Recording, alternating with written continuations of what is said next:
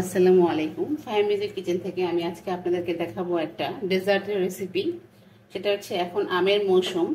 আমি আম দিয়ে এবং সেমাই দিয়ে একটা ডেজার্ট আইটেম করে আপনাদেরকে দেখাবো। আমি প্রথমে চুলায় দিয়ে দিব 2 চামচ ঘি।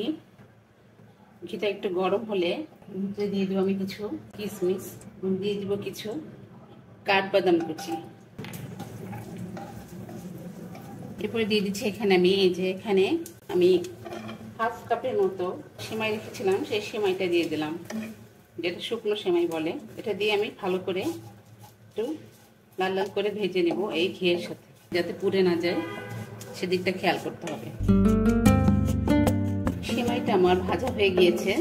এখন আমি এই সেমাইয়ের ভিতরে দিয়ে দিব 1 লিটার দুধ। এই যে 1 লিটার দুধ জাল করে ঠান্ডা করে রেখেছিলাম, সেই দুধটা আমি এখন সেমাইয়ের মধ্যে দিয়ে দিব।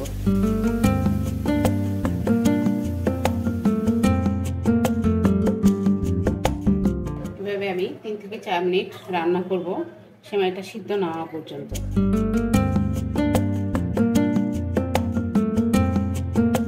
এখানে আমি 2টো আম কেটে এটা আমি হাত দিয়ে কচলিয়ে নিয়েছি। এটা ইচ্ছে করলে আপনার ব্লেন্ডারে করতে পারেন।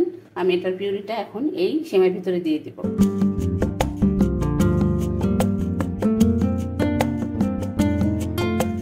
দেওয়ার পরে ঘন ঘন নেড়ে দিতে হবে। খেয়াল করে নিতে হবে আমগুলো জানি মিষ্টি হয়। টক হলে, যেহেতু এটা দুধ দিয়ে সেমাই দিয়ে রান্না করা হচ্ছে, টক হলে দুধটা ফেটে যাবে। আমি এখানে দিয়ে দিব 3 টেবিল চামচ কাস্টার্ড পাউডার। কাস্টার্ড পাউডার আমি এখানে দুধ দিয়ে গুলিয়ে নেব। ডেজার্টের কালারটাও খুব সুন্দর হয় এবং খেতেও খুব সুস্বাদু হয়। কাস্টার্ড পাউডারটা গুলিয়ে নিয়েছিলাম দুধ দিয়ে, সেটা এখন এখানে ঢেলে দিচ্ছি। ঘন ঘন এটা নাড়তে হবে, তা না হলে এটা জমে যাবে।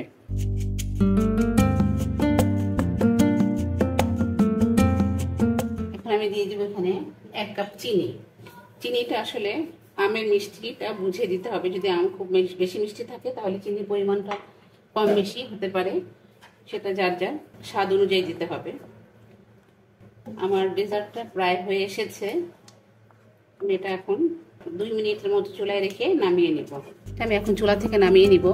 ঠান্ডা ঠান্ডা যখন আমি পরিবেশন করব, তখন আমি এখানে কিছু আমের টুকরো করে কেটে রেখেছি, সেই আমের টুকরোগুলো দিয়ে এই ডেজার্টটা পরিবেশন করব। তার আগে আমি এখানে কিছু আম এরকম টুকরো করে কেটে রেখেছিলাম, সেই আমটা আমি এর ভিতরে মিশিয়ে নিব।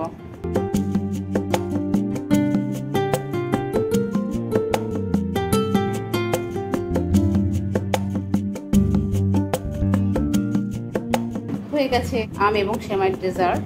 আমি এখানে কিছু আম দিয়ে দিলাম, দিয়ে দিচ্ছি সাথে কিছু বাদাম কুচি, একটু কিশমিশ দিয়ে দিচ্ছি। আম এবং সেমাই ডেজার্ট যদি আপনাদের ভালো লাগে তাহলে বাসায় ভাবে আপনারা ট্রাই করে দেখতে পারেন। এতক্ষণ আমার সাথে থাকার জন্য আপনাদেরকে অনেক ধন্যবাদ। আসসালামু আলাইকুম।